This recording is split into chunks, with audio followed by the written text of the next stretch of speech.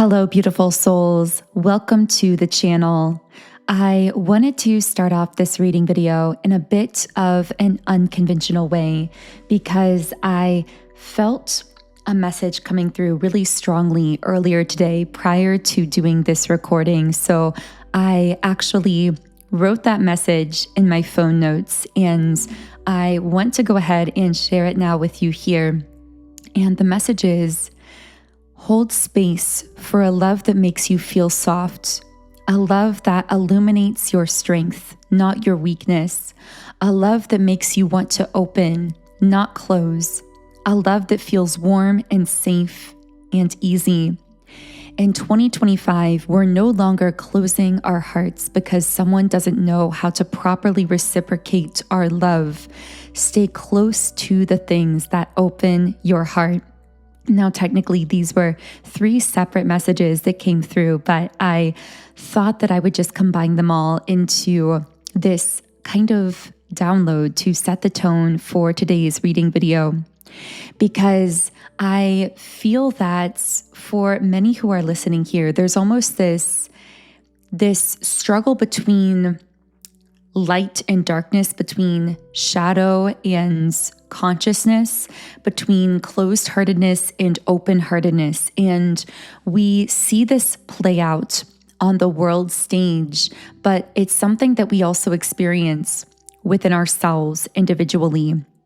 And the thing is, when we have the courage to choose love in a given moment, when we have the courage in a conversation, in an interaction, in something we're creating, to keep our heart open, even when it's tempting to close ourselves off, to become harsh and cold, when we resist that temptation and actually choose to keep our heart open regardless, I think that sometimes it's easy to underestimate the impact that has, not just on ourselves and our lives, as we are then able to stay in alignment with this frequency of love, which is the highest frequency on the planet, which naturally aligns us with the highest vibrational, most harmonious things, connections, manifestations, outcomes. Yes, all of that is true, but even more so, when we choose love, we are choosing love for the planet. We are choosing love for the collective as well. We are influencing all of collective consciousness into more of a frequency of love. And there's been a lot coming through recently that I felt the need to share with you about really allowing yourself to see the role that you play on a greater scale, on a world kind of stage, and to really recognize the kind of impact that you have on a collective so much bigger than yourself through your individual choices and decisions that you make every single day. So because a lot of this has been coming out, I feel that for some of you listening, you may have been met recently with both situations that seem to open your heart. A conversation, a person, a connection that actually activates your heart chakra center and helps you to open your heart. And my guides are saying you're going to be noticing this heart chakra opening effect more consciously. You're going to find yourself consciously noticing in a moment, wow, I can feel my heart space being activated. I can feel myself softening energetically and opening even more to love, to both receiving love, but also radiating it outwards, because essentially those are one in the same. Whether we are receiving love or giving love, it's the same frequency. And that's why I often say that self-love is incredibly important, because when we love ourselves unconditionally, we break down the walls and the barriers within ourselves that prevent us from accessing that frequency of unconditional love. And it's funny because right as I am talking about people or experiences or situations that have softened you recently to love, I'm getting something very specific for someone. So I might only be speaking to one particular group of people here. As I always say, always only take the messages that connect with you on a personal and intuitive level, because your intuition really is the compass of your life experience. And it's my only goal through these reading videos to help you connect more consciously with that intuitive voice within yourself. So you guys know that I channel these collective readings every Monday, Wednesday, and Friday at 12 p.m. Eastern Standard Time here on the channel. Those readings specifically are live premiered. So if you do get a chance and feel guided to it, I would love to see you here during those live premiere reading videos. Otherwise, outside of those times and days, I do tend to post content that I call mini readings, although they aren't always so mini. Sometimes they're just as long as these readings, just depending on how the energy carries the messages. But I post those as I feel inspired and as I receive messages between those main collective reading videos. So if my energy resonates with you, I would love for you to subscribe. Also, by subscribing, this does tie you in more closely with our collective here, and people often report actually noticing the messages becoming more specific after subscribing to the channel because of the energetic transference that happens there. So I'm going to go ahead and shuffle the energy oracle cards. I would love to hear from you in the comments. Let me know how your 2025 has been starting off. We are almost 3 weeks in now to the new year. So I would love to hear how you've been doing, what you've been feeling, what the general energy has been like for you the last 3 weeks. So it's interesting because as I was talking about softening into love, one specific person seemed to be coming up here on your energy. And the ironic thing about this connection is I feel as though I'm hearing unshakable, unbreakable. For someone here listening, someone was sent into your life that you have an unbreakable bond with spiritually. But what I'm getting with this person is things tend to be very complicated in the physical realm. And my guides are saying that this is because this type of connection inherently defies being defined, being labeled, being put in a box in concrete 3D terms. And yet it's seemingly maybe your most powerful soul connection in many ways, whether it's romantic, whether it's platonic, a family member, someone in your life, someone you're connected to spiritually. It feels as though I'm hearing that you've tried to shake off this connection and you've not been able to. And in many ways, it feels as though this connection or the circumstances around it have actually been very heartbreaking. But that word breaking seemed, in that moment that I said it, so closely associated with activating, that it's both breaking and activating your heart. And that's part of what makes this connection so complex. Again, this doesn't have to be a romantic situation. My voice cracked there for a second, which could mean that there's something happening in the throat chakra of this connection, maybe your throat chakra. So we will get into that. But I'm getting that there's been a lot of heartbreak happening, but a lot of heart activation happening. I'm hearing we can't let each other go, but we also can't define it. So I don't know who exactly I'm speaking to here. Let me know in the comments if this is for you, because this is feeling like a very rare, and when I said that word rare, my guide said yes, because it's so rare, so few people in your life actually understand what's going on here. And that adds layers of complication because I feel as though there's a lot of judgment around the two of you and how you interact. I'm hearing, why are you still together? Or why are you still in each other's lives? Or it's like many people on the outside looking in don't understand your connection, but it's actually because they quite literally do not have the tools or the experience to understand your connection. Because what I'm getting is this type of connection can only be understood by those who have experienced a similar connection. And it absolutely cannot be understood by anyone who has their heart mostly closed off. Whenever someone's heart is partially closed, they will automatically judge a connection that is so unconditional, that is so heart wide open, so heart activating. And it's funny because I was holding the deck in my hands and the patience card just flew out here. So something about this bond has been a really long time coming. And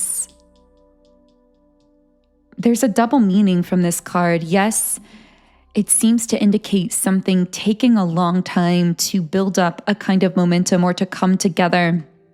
But the double meaning indicated by this card is the need to be patient with yourself here, to be gentle with yourself, because the kind of connection that you are dealing with is so rare, so powerful, so unique, and so, for some reason, I'm hearing it's not, this is going to sound strange when I say it, so let me elaborate and explain when I say this. I'm hearing it's not meant to be experienced by humans, but again, let me elaborate.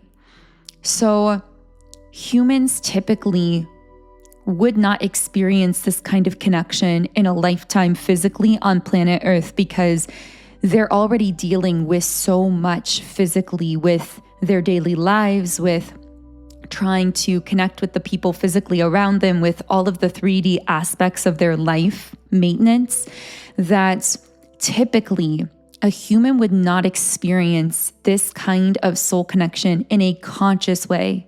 Yes, they may have other souls that they have been connected to in the spiritual realm in past lifetimes in more of an unconscious way, but that veil of amnesia would be firmly in place typically because they wouldn't be able to handle it. And it's only because you are a very strong and resilient soul with a lot of lives experience is what my guides are saying instead of life experience, although you seem to have that as well.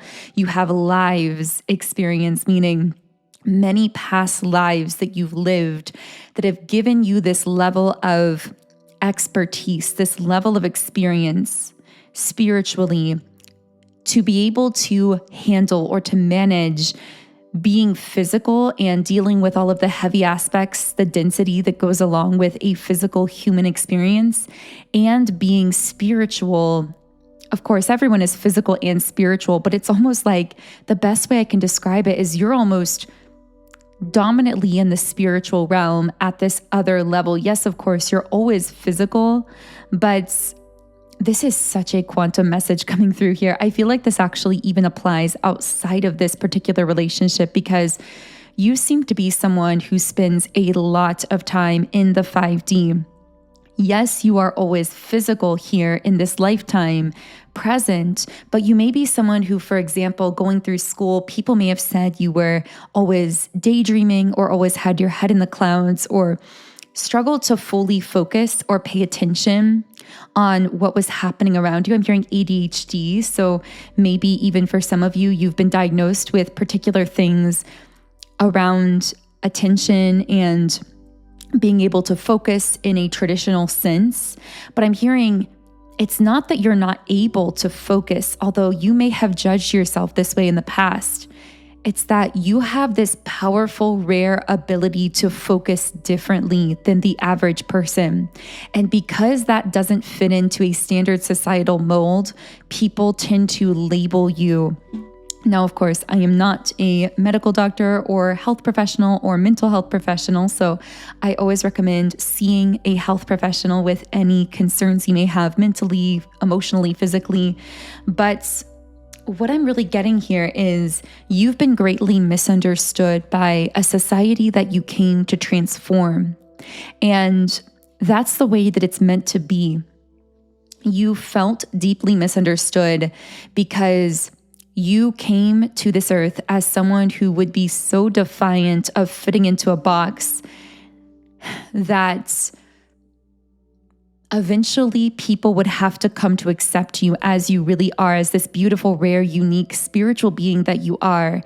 And as a result of that, you would actually influence others to accept more of themselves as well. And you would play this powerful role in building a new world that is more based in acceptance and love and unconditionality. And somehow I feel, although I'm getting for some of you, you may apply to certain parts of this message and not others. So the relationship part might apply, but not the other aspect we were describing, or vice versa, or both might be for you.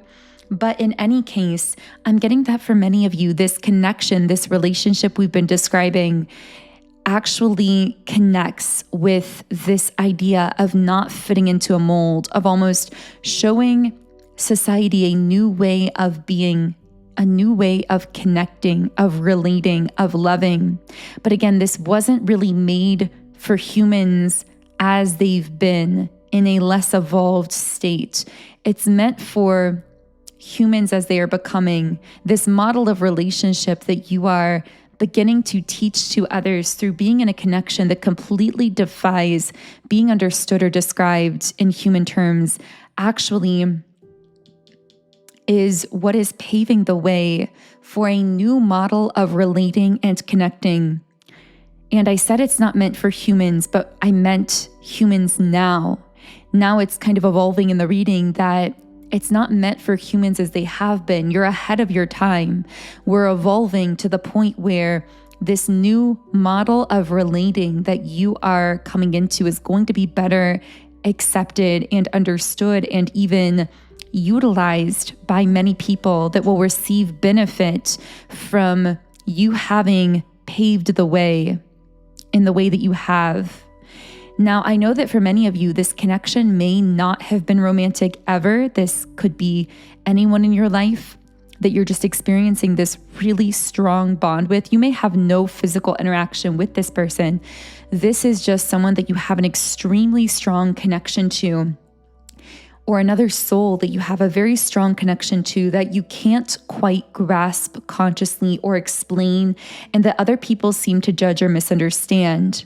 But what I'm getting here is that for some of you, this may have been romantic in the past, and maybe now you're at a point where it's in that undefinable space where there are still those romantic elements there, or romantic desires on one or both sides, but this connection now feels as though it's evolving. Now, of course, you are the conscious creator of your life, so you get to decide how you want these relationships to look in your life, whether you want to continue connecting with this person. If it was romantic, you can choose for it now to evolve into something different, or maybe you do still desire this to be a romantic connection. But I do want to shuffle a bit more into this dynamic because somehow this feels deeply intertwined with you opening your heart to unconditional love. And I got the word deal breakers. So whoever this person is, they have done or said things to you, or there's been circumstances simply around your connection that would typically be deal breakers for you, that may even be what people label as red flags, which might be things that typically you would not be interested in connecting with on a deeper level. So whether it's a friend, a family member, a romantic person in your life, I feel like there are either obstacles or circumstances that typically you would never be willing to overcome for a particular person because the obstacles just seem too heavy or too much. Or there may just be certain aspects of the connection itself, certain things that have happened that would typically be deal breakers for you. And yet you still hold love for this person. Yes, for some of you, it may have evolved into something different. It may no longer be that same traditional looking romantic love, or maybe it was never that for you. Maybe this is a different kind of connection. But what I'm getting is, even as the definition of how that love is defined or understood in physical terms changes, the definition changes, but the core remains the same. This is a love that you've not been able to shake off, that you've not been able to let go of, that you've not been able to forget, no matter how hard you've tried. And in fact, at times it's felt as though the harder you've pushed against this person, this situation, the harder you've tried to let go, the more you've found yourself bouncing back into it even more strongly. And the reason is there is something deeply energetic and spiritual happening way beneath the surface here. Something that you've been able to feel. I get that in a way, when you're connected to this person's energy or when you're around them, you can actually feel it opening your heart. You can feel this softening in your energy, almost like you're being transported to some kind of higher dimension where it's just you and this person. And I feel that you both long for or crave those moments or crave that space, whether you're experiencing that in a conversation, an interaction, or even just in the astral realm, in a dream state when you're connecting on this higher self level. But I also feel that just as people around you may misunderstand this connection or judge it or wonder why you can't just stop loving this person or let them go entirely, in the same way, it seems that at times, even to your human selves, you and this other person, there can be a layer of confusion. There can be, especially I'm getting on this other person's end, that maybe they themselves on a human level have at times misunderstood the purpose of you in their life, the purpose of this connection. And at times, they may have tried to kind of grasp onto you so tightly that it may have actually felt a bit stifling to your energy because they could sense this strong pull to you. But at times, I'm getting that you may have felt used as this bridge to their own connection, to their own divinity, to their own higher self, because they were unconscious to the fact that the real reason that you were in their life was not to be the bridge to that, but to be the way shower, to actually lead by example and to show them how to connect with that power within themselves. Now, I do get that this actually happens quite a bit, not just in this specific connection, but in general in your life.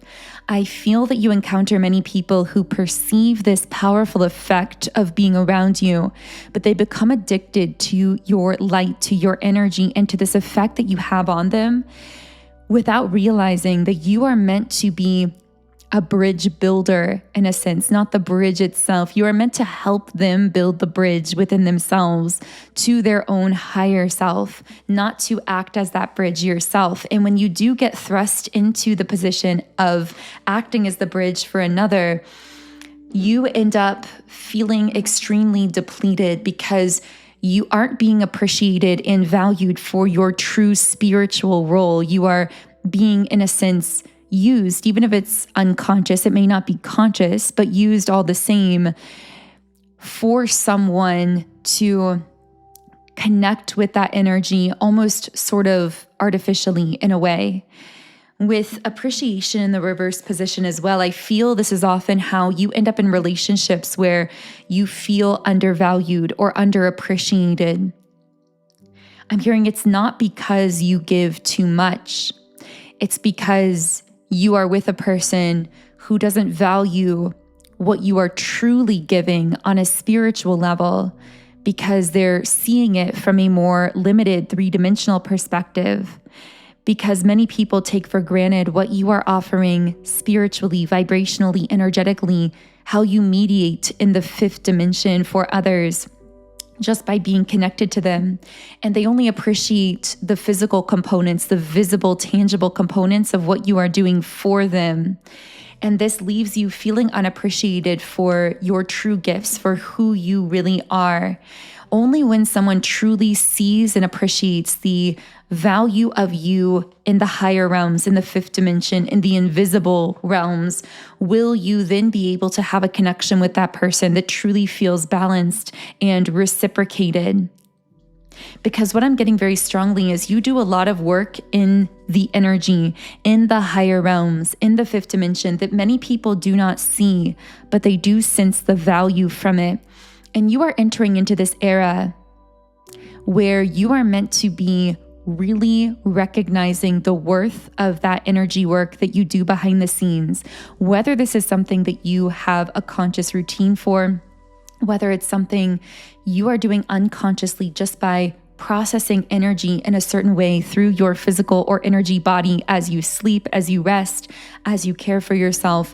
Again, circling back to what we said earlier, you are spending a majority of your time really in the fifth dimension, working in those higher realms, working with those higher energies.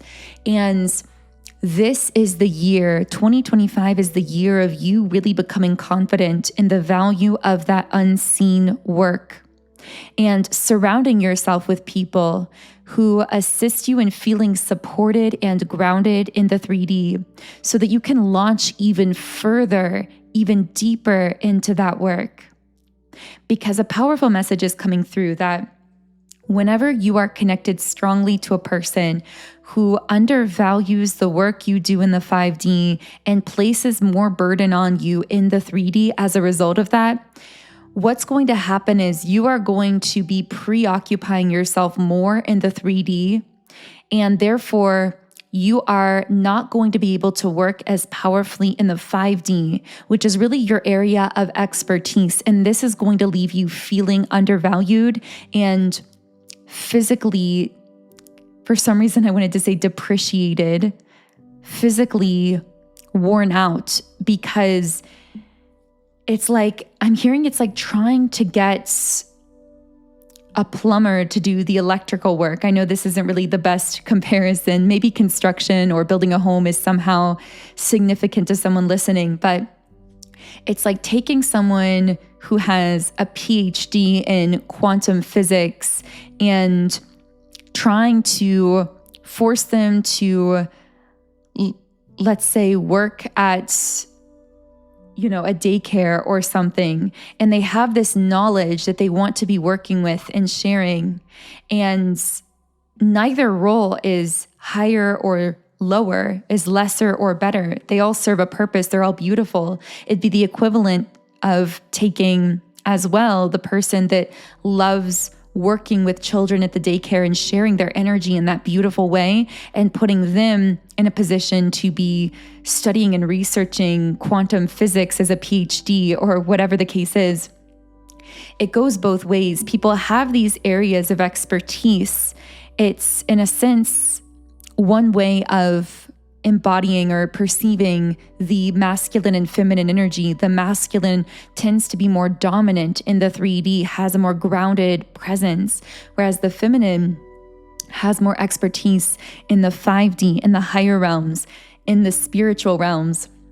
And as I always say, by the way, these labels, masculine and feminine, are labels to describe energy dynamics, not necessarily gender, and we all have a balance internally of both. But you get what I'm saying. There are different complementary roles that we have, but when we try to exit our area of expertise, it's really not fair to ourselves to tell ourselves that we are just not good at something or just not worth as much because we're being pushed outside of our area of expertise to attempt to do things that are not core to our nature, that are not natural skill sets for us. I'm not sure why all of this is coming up here. Maybe you've been put in a position recently where you've been thrust into particular roles or things that you've been doing that you feel really depleted by, that really tire you, that burn you out.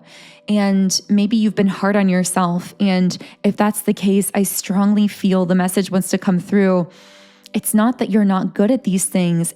It's that your natural area of expertise lies elsewhere. And anytime you try to force yourself to do things that are not outside, that are outside of what your soul naturally came here to do, it's going to create a kind of resistance that feels tiring to you. Now, specifically in this context, I'm getting that when you connect with people who do not value your area of expertise in the 5D and try to get you to do more or to be more of an active role in the 3D for them, because again, they don't value the energy work, then you are naturally going to feel really drained. But not only that, you're going to feel a lesser sense of fulfillment as well, because your soul knows that you are meant to be supported and grounded in the 3D so that you can do this powerful work that you are doing in the higher dimensions,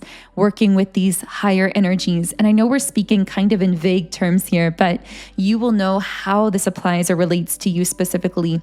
This could be particular skills you have. This could be things that you like to do, to create. This could be all happening just within your energy automatically as you rest and care for yourself. But I'm seeing here that 2025 is really going to highlight for you the importance and the value of surrounding yourself with people who see the value, the immense value in the energy work that you do in the higher realms, and who ground and support you in the 3D so that you can continue launching powerfully into that work. So, wow, this message has been very multifaceted, very layered as well. I know I tripped over my words there for a second. There's something happening with the throat chakra. I feel specifically in that connection that we channeled into. So maybe someone's about to communicate. Maybe someone's trying to gather their thoughts or their words. So we will be taking more of a look at that on the Patreon reading. So if you do want to continue with me to Patreon to keep this reading going, I will be heading there next, and we will be diving into this connection a bit deeper, the purpose of it, how this person may be communicating, or what might be happening in the throat chakra.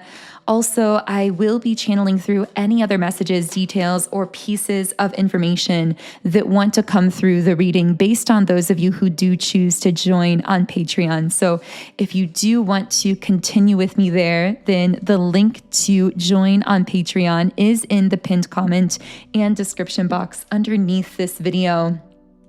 For now, I'm just going to be reading one final message from the Rumi Oracle.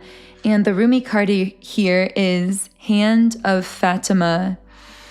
I can never leave you, not for a moment, not for an hour.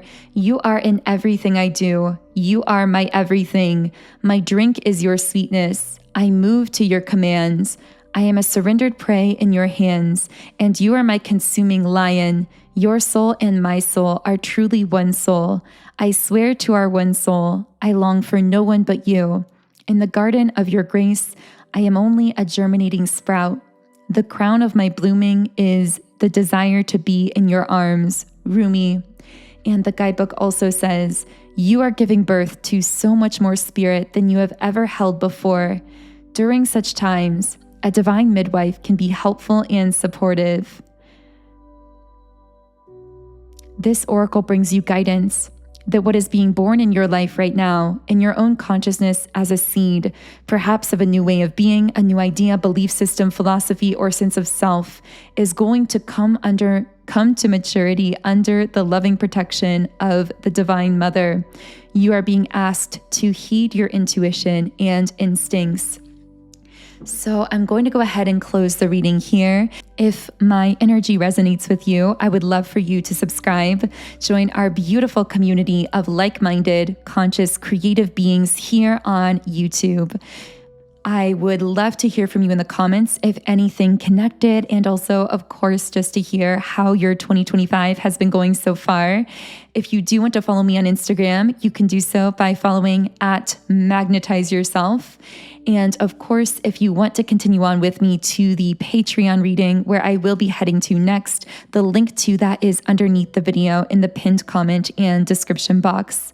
Otherwise, I am sending you all huge amounts of love and light energy. Have an amazing remainder of your day and week, and I will connect with you here again in Wednesday's reading.